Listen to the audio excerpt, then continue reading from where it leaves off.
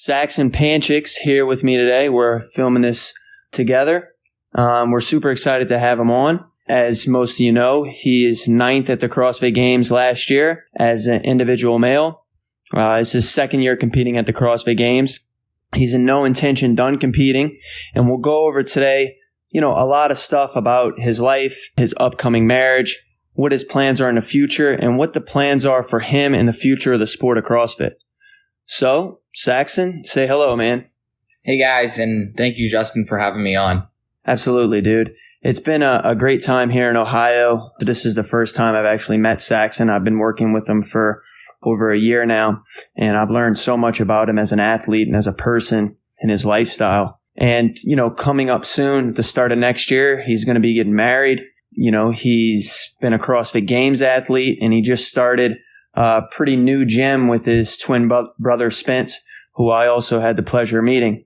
But I mean, man, what's next for you? It seems like you've done pretty much, everything you can do at this point as a 23-year-old. What are you planning to do next? What are your goals 10 years from now? Yeah. So there's a lot. 10 years is a long time to look ahead. By the time that 10 years is up, hopefully I'll probably still be competing as an individual. So that's one big thing is over those next 10 years, my biggest thing is just focusing on staying healthy and, continue being able to do what I'm doing right now. As for my marriage, we want to eventually start a family over here within the next year or two and continue growing the gym. The gym is something that Spencer and I both want to kind of turn into a franchise where this can be throughout all of Ohio or all over the world. It's something that we want to see how far we can really take it. Yeah, I mean, those are some pretty hefty goals, but, based off of how far you've come in such a short period of time in your life, I don't think that me or anyone else in the world doubts that you'll be able to do that. We went to your gym already today. I got in last night, but today we went over to your gym. We switched some ropes around. We did some other types of work, and, you guys were mopping, and I'm like, the floor is like clean to me based off of all the CrossFit gyms I've been in.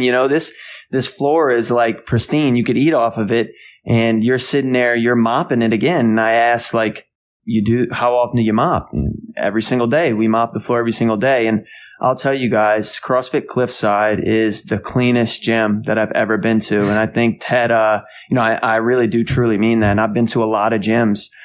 Tell our listeners a little bit about why you decide to present the gym in this way to your members, and what do you think the benefits are? Absolutely. And just by looks, how your gym looks can easily determine, how people perceive your gym. If you come into a gym and you never know who's going to walk in the door throughout the day.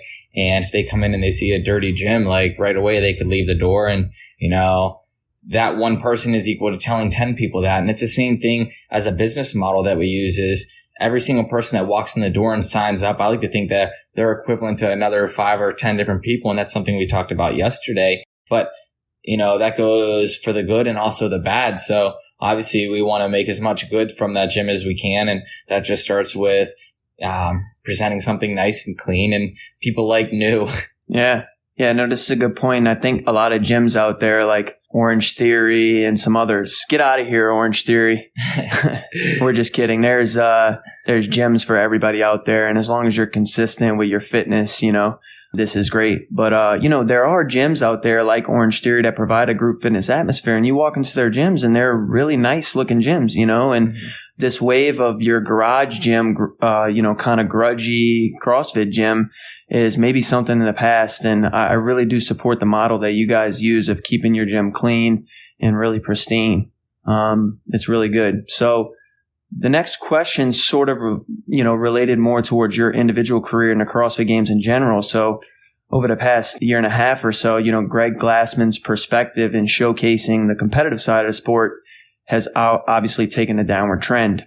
And if this isn't shown by the cut of regionals, here's some other statistics. So the actual number of days of competing at the CrossFit Games in 2016 was 5 days across 15 events. And it was actually 2 locations. They were at the ranch, right? Yeah. And then they were also in Madison. And then 2018 comes around, still 5 days, 14 events. And then last year, 4 days, 12 events. and they cut athletes almost at every stage. They got to the top 10. So what is sort of your unbiased opinion about whether this sport is going to stay alive under the CrossFit HQ or in general? Yeah, I don't think, I can't see it going anywhere because I think there's definitely a market for it.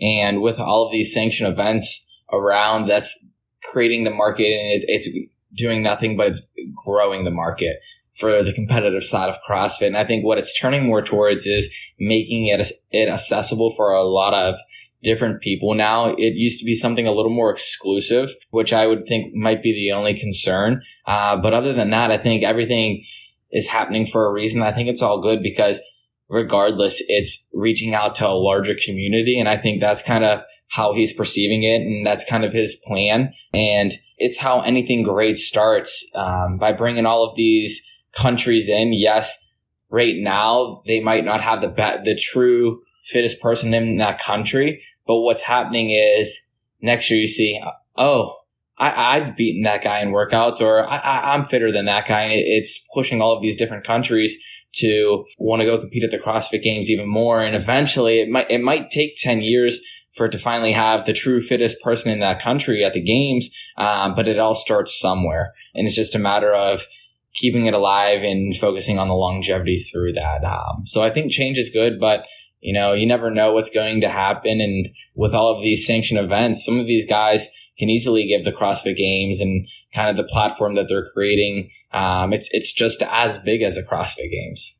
Yeah, I mean, the synthesis of, having other countries a part of this is pretty special, and I think that, obviously, I asked the question, but I don't want the CrossFit Games to go anywhere. Obviously, neither do you and a lot of other people and our listeners listening to this. But, with Rogue as a major player in regards to the equipment that they supply for the CrossFit Games and stuff like that, do you think it's out of the question that like Rogue will just come in and just like take over this entire CrossFit Games portion? I think it's something that could happen. But again, it all depends. And it depends on how people react.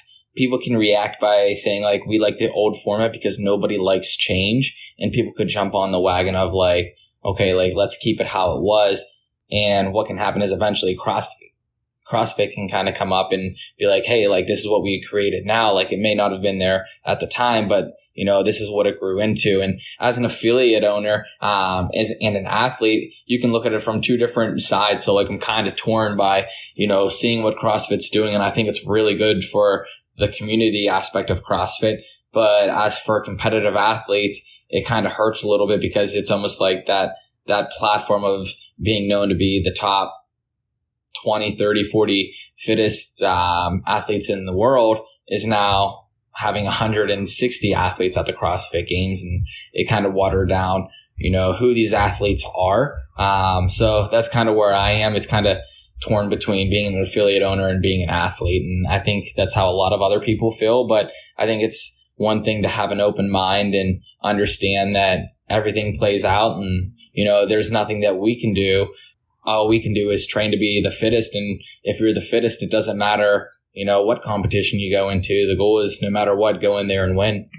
Yeah. And this is just the mindset of a competitor. It doesn't matter, whether your coach in football decides like you're going to be a linebacker or you're going to be, a tight end, you go out there and you compete if you're a competitor and you like the sport. So it's not exactly analogous, but you got to go out there and compete in a sport if you plan to call yourself an athlete. Absolutely. You know how it is. Follow us on Instagram at Consistency Breeds Growth, consistency_breeds_growth, or email us at consistencybreedsgrowth@gmail.com. If anybody wants to check out CrossFit Cliffside, Saxon, you have a website and things you want to shoot out? And this just goes for anything. If you have questions about diet, you know exactly who to reach out to. And if you have any questions about any type of training or how you can increase your performance, feel free to reach out. My email is crossfitcliffside@gmail.com. You can check out our website, crossfitcliffside.com, making it pretty simple for you guys. But yeah, feel free to reach out with any types of questions that anyone has.